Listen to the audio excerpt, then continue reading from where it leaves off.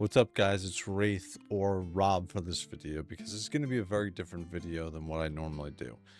Um, I've been wanting to make this video for a while, but I wasn't exactly sure how to do it. So I'm going to try to get through this video the easiest way that I can, which is kind of off the cuff with a couple of specific points I want to hit for information for everybody about why I created this YouTube channel and what the last year and a half of my life has been like.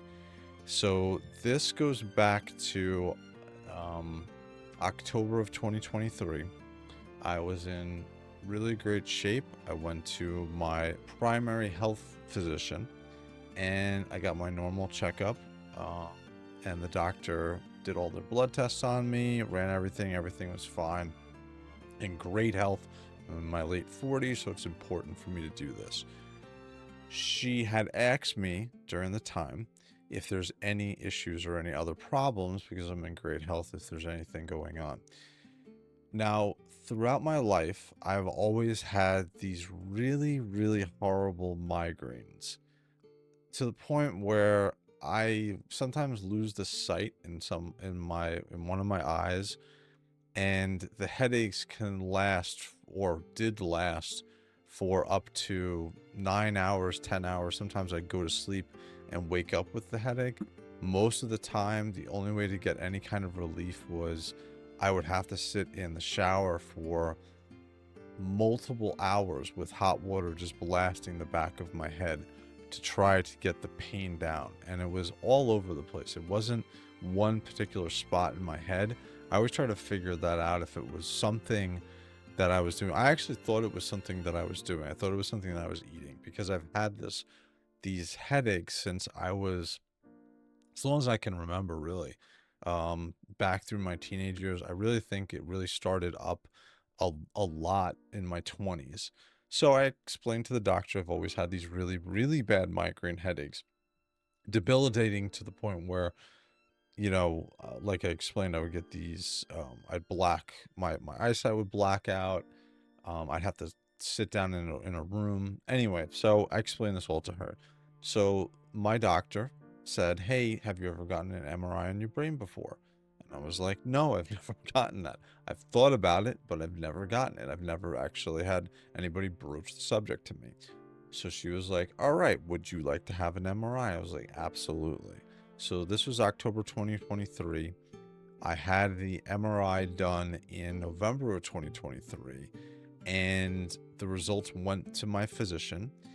And I remember specifically, I was driving home from work, and the doctor called me and she let me know that they found something on my MRI. She wasn't exactly sure what it was, but it was some type of mass or something that she could see. So she wanted me to see a specialist for this, so a neurosurgeon or a neuro doctor. So this was about Christmas time. Kind of spooked me a bit. Spoke to my mom to see if there's anything as far as past history. There's nothing within my family of anybody having any type of brain tumors or anything, because at this point I really didn't know anything, and the doctor wasn't very forthcoming. She didn't know what she was saying. So I went through the holiday season with that. Really didn't tell I'm married, so I didn't tell my wife really anything, because I wasn't sure exactly what was going on. So fast forward now to, I believe it's January of 2024. So I went to see a neuro doctor. The neuro doctor looked at my MRI, had me get another MRI, this time with contrast in it. So with contrast means they're injecting you with a type of ink so that it's easier to see things on the MRI. So I had a second MRI done, this time with contrast also. She got the results and she said, "You have something called a meningioma." Now, a meningioma is a benign tumor or a mass, and they're pretty common in older, not common, but they're not a huge big deal, especially they're found generally in people over the age of 60, and they're generally benign. There's also a lot of there's been some famous people with meningiomas, and I believe they haven't had them removed. One of the ones that come to mind is Sheryl Crow, famous singer. She has a meningioma, I believe, still to this day. So I got this information that I have a meningioma. The problem is, normally you don't remove these meningiomas. The meningioma that I had was located in my brainstem. Now, your brainstem is, think of like a hose. There isn't much room in there, and your nerves that connect to your brain go to from that brainstem. So I had the tumor, or the meningioma, which is a tumor, massive cells in that particular region. Now, because of all your nerves and ending and everything that's connected to your brain, that's where the issue was, because it had grown to about 2.5 centimeters at that point, which was really blocking or pushing against the nerves, and they weren't sure exactly which ones they were pushing against. So the neuro doctor had me see a neurosurgeon. Now, the neurosurgeon that she recommended actually didn't take my insurance, so I had to actually find another neurosurgeon to see me and to figure out what the next step is going to be. Talking to the neuro doctor, she definitely thought that I was going to need some type of surgery to do this. So at this point, I knew I had a brain tumor. They were pretty sure it wasn't benign, but again, they were sure it was benign, but it wasn't 100% sure until they actually do a biopsy or remove it or do something to it. So I went home, figured out that, I want the absolute best person to look at this and give me a diagnosis of exactly what's going on in my brain. So I did some searching on Google. I came up with this famous doctor, Dr. Michael Sisti. He actually had a YouTube video from COVID where he put out that he works specifically on these type of meningioma tumors, and they came out with a special type of radiation. They call it gamma knife surgery. Gamma knife, I'm going to become the Incredible Hulk, to remove these, because generally meningiomas, again, like I said before, are found in people who are older, so they are past the age of 60. So this was a non-invasive way to remove it without surgery for older people. And this was all found out during the course of listening to his YouTube channel, Michael Sisti. I'll put the link up to his video here. So anyway, so I reached out to them. He was from Columbia University. They're actually in New York City, so it worked out great. I'm from the East Coast. So I called his office, let him know what the issue was, had my copies of my MRI, sent him over to his office, and he was very interested in seeing me. So now, this is I believe, March of 2024. I go to his office in New York City. I see him, and he is amazed when he first meets me, because normally in my age, these type of brain tumors are not found in people my age because they don't grow this quick, or they don't grow generally. So he was wondering how I found it, or how I actually went and got the MRI, and I explained I had headaches, really bad migraines, and so my primary physician recommended I go see or get an MRI.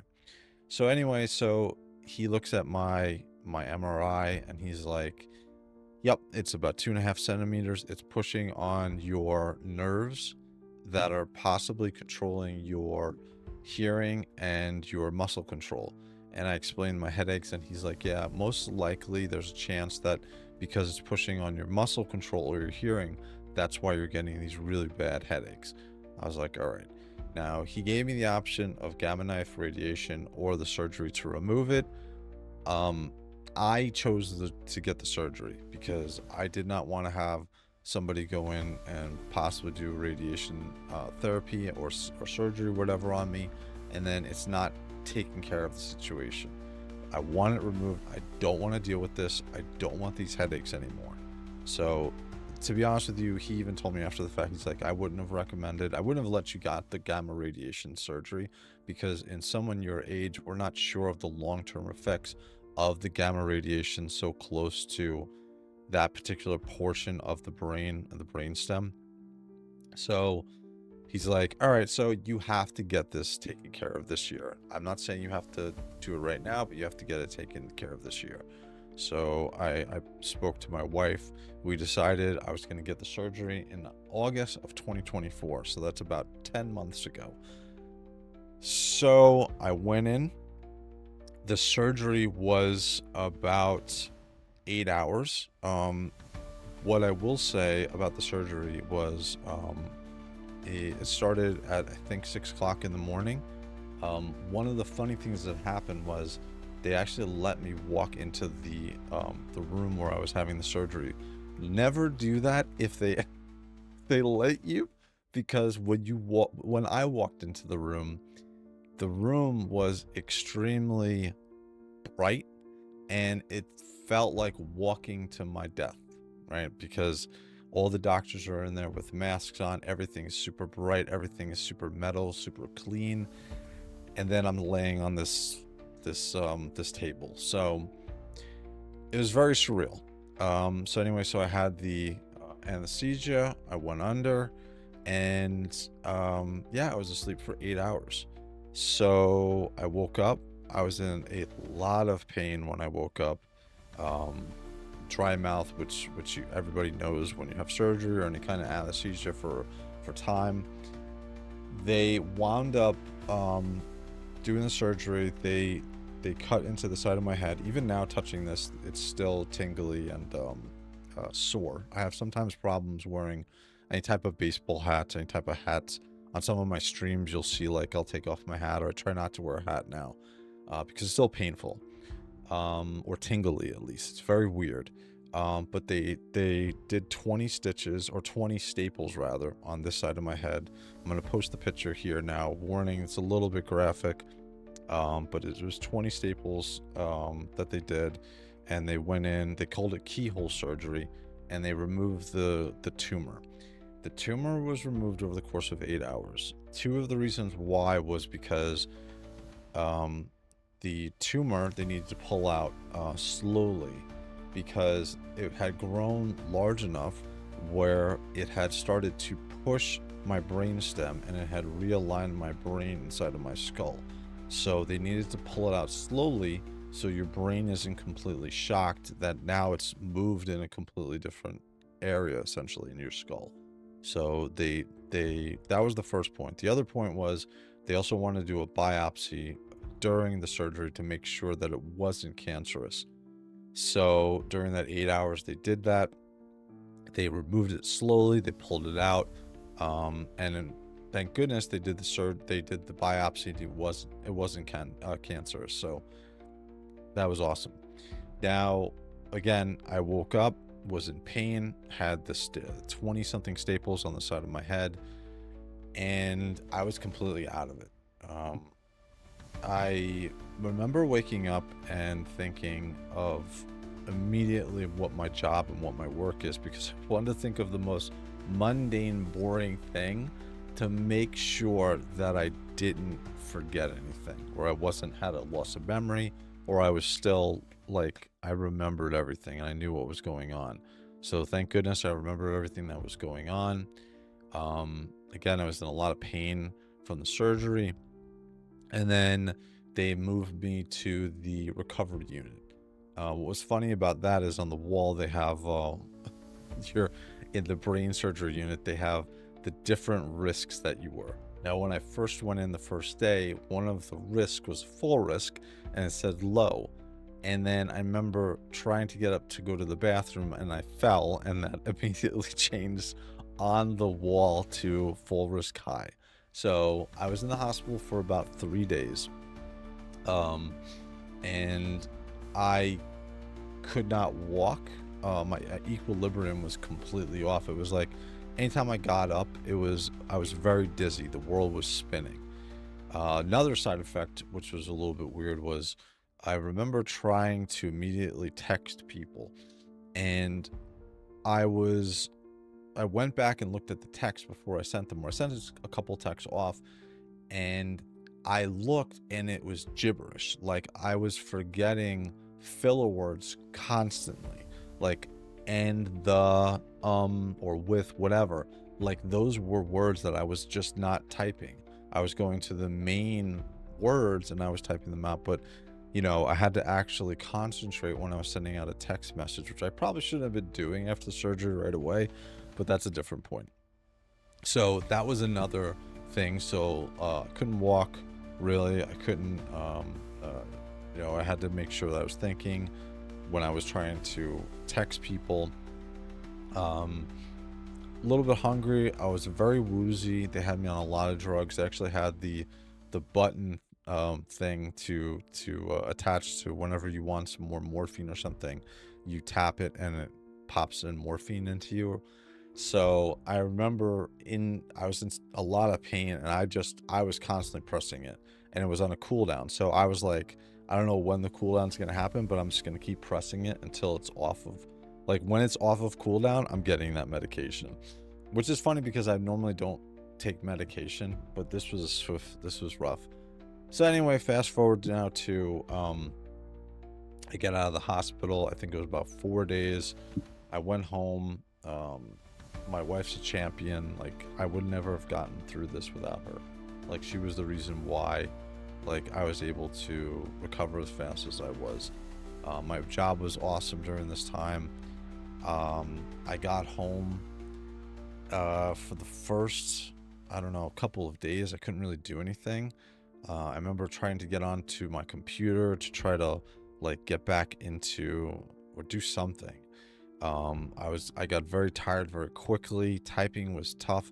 I remember I couldn't double click on the mouse. I didn't have the ability to do that. Words and stuff like that would sometimes get lost. That's one of the side effects now that I still have. Not too bad. Sometimes I'll get a little bit lost on some words. Not lost, but like, it'll take me a couple of seconds sometimes if I'm trying to find a word to immediately find it. Whereas prior to the surgery, I was very articulate. Still are pretty articulate, but you know, I wouldn't lose myself as much as I did now. It's gotten better over time, so that's great. So anyway, so I was home. Recovery happened. I would say probably another about a month later or a couple weeks later, I remember trying to write something. Somebody called me and I was writing something down. And I couldn't write. I could not write. That was the other thing that I realized. I couldn't write. It took me I would say probably about a month to get my handwriting back. I just couldn't, like, the same thing with the double click on the mouse or typing. Like, I didn't have the ambidexterity to be able to do that. So that was tough. But road to recovery was good. I did some physical therapy, went through everything that I needed to do, stopped the medication.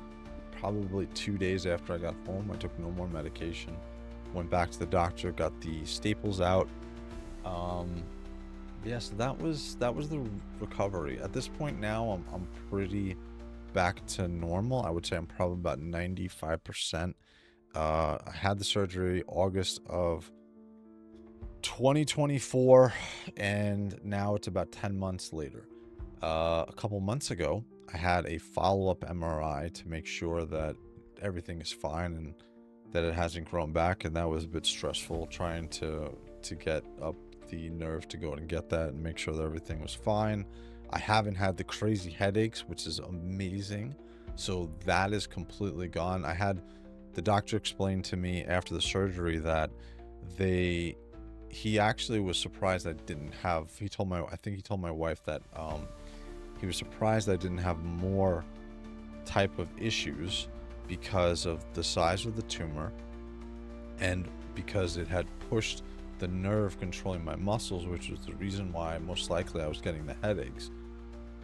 It was starting to push it into my brain stem wall and almost out of it. So that was one of the reasons why probably the primary reason why I was getting the headaches, and why the shower with hot water on the back of my neck was really the only type of relief I would get when I would get these horrible headaches. So that was a bit crazy. Anyway, I had the MRI a couple months ago. This was the MRI. I'm going to show it up on the screen here. And then I had this is the MRI from July of 2024, and then this is the MRI from 2 months ago. So as you can see, the size of the tumor that was there previously, and now it's completely gone. It was actually quite larger than when you're thinking and you're seeing, you know, 2.5, 3 centimeters, what it actually is like in your brain and how big it actually is. That's why it pushed my brain out of alignment, essentially. So yeah, so I had that whole experience. Now, leading up to that, I wanted to always create like a YouTube channel, right, for my hobbies and stuff like that. I've always wanted to do something like that, but I've never had the like push. Like I've always been like, yeah, I want to do it, I want to do it. Once I found out I had the tumor, and I wasn't 100% sure what was going to happen with the surgery. The surgeon, everybody was telling me everything should be fine, but you immediately go Google stuff, and it's a horrible thing, especially when they tell you have a brain tumor. Then you Google things for the meningioma. Yeah, it's not great. It was not great seeing a lot of the other things, and so I'm very, very lucky in the fact that I went through the surgery at my age, at such a young age, and I was able to get through it with at the point I am now without really any issues at all. So going to the YouTube channel, I found out I had the tumor, and you know, this was the push essentially, because I wanted to create something that would, I guess, last outside of, you know, whatever else is going on. So, and I wanted to share some of the stuff that I enjoyed. One of the big things that I had post-COVID, or around the time of COVID, was I found Warhammer 40K, and I became a big fan of it, engrossed in it. I love the Grey Knights. I love the Blood Angels. My biggest thing that I enjoy about Warhammer 40K is the video games and the Joy Toy Warhammer 40K figures.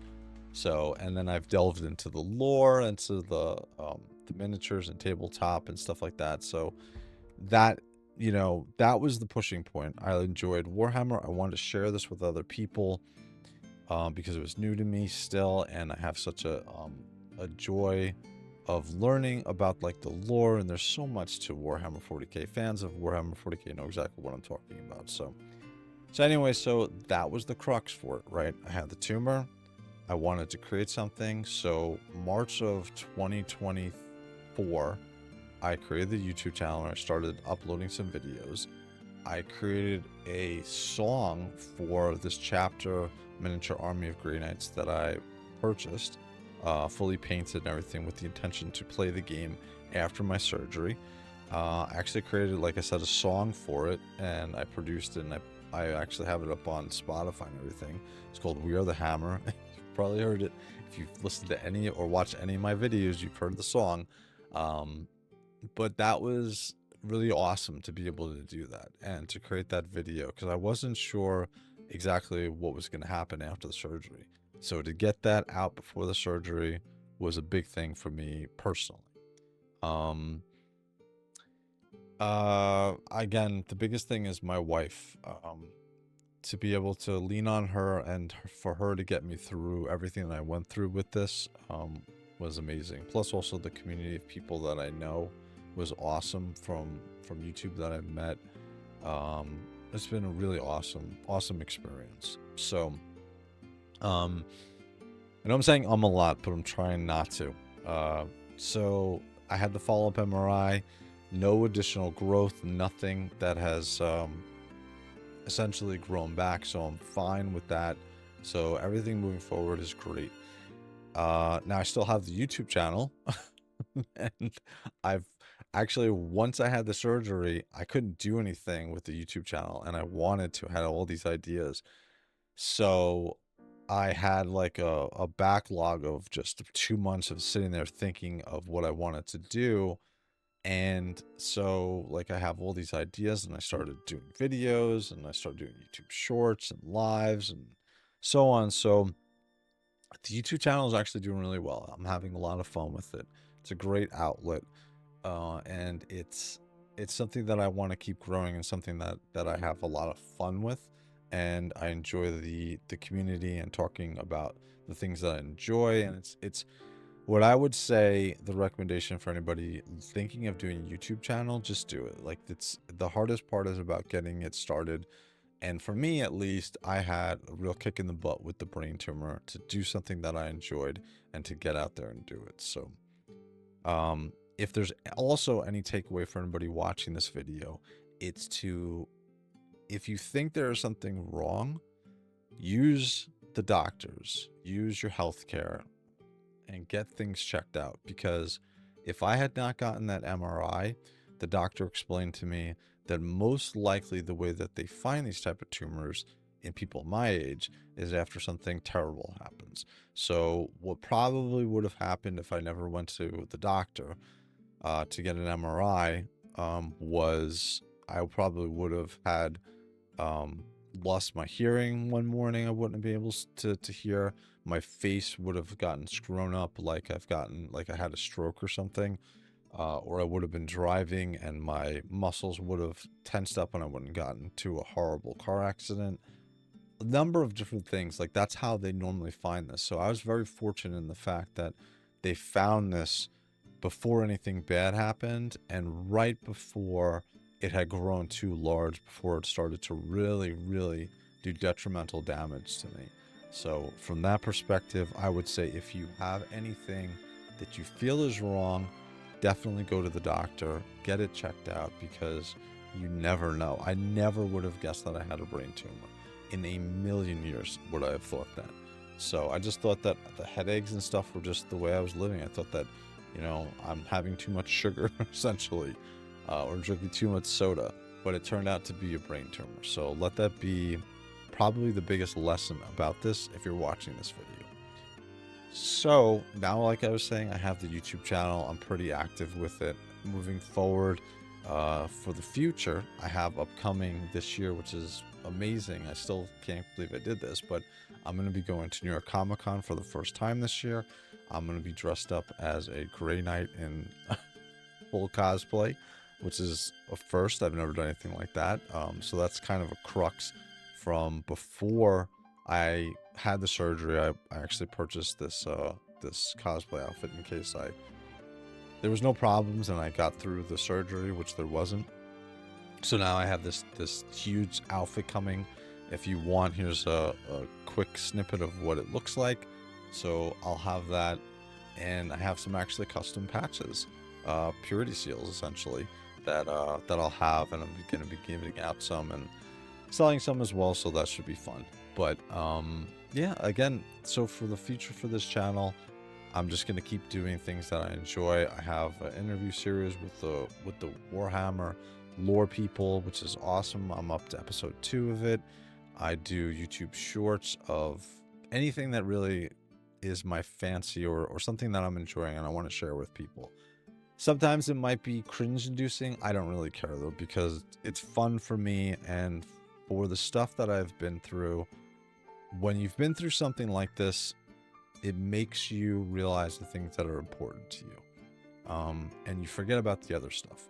So I'm gonna keep doing stuff that's enjoyment for me and share it with you guys, and if you like it, great, and if you don't, that's awesome too. But yeah, that is my story. That is my story about my meningioma. So hopefully this helps some people. Again, go to the doctor, get yourself checked out, and yeah, that's pretty much it. So if you guys want, follow me. We have some fun stuff coming up this year. The biggest thing with Warhammer 40K with me is I love the video games, the action figures, the Joy-Toy figures. I also have, like I said, the miniatures. I want to play the game eventually when I have the time to actually learn how to play it. So yeah, so that is my way of explaining what the last year, really the last year and a half of my life has been like, since the 10 months ago when I had the brain surgery. So again, guys, hopefully you found this insightful and you found this useful, this video. So this was a little tough to get through. I'm gonna try not to edit this video. Try to just get it out there and put it out there as kind of a health update and the reason why I created this YouTube channel in the first place. So, all right, guys, I'm out. Later.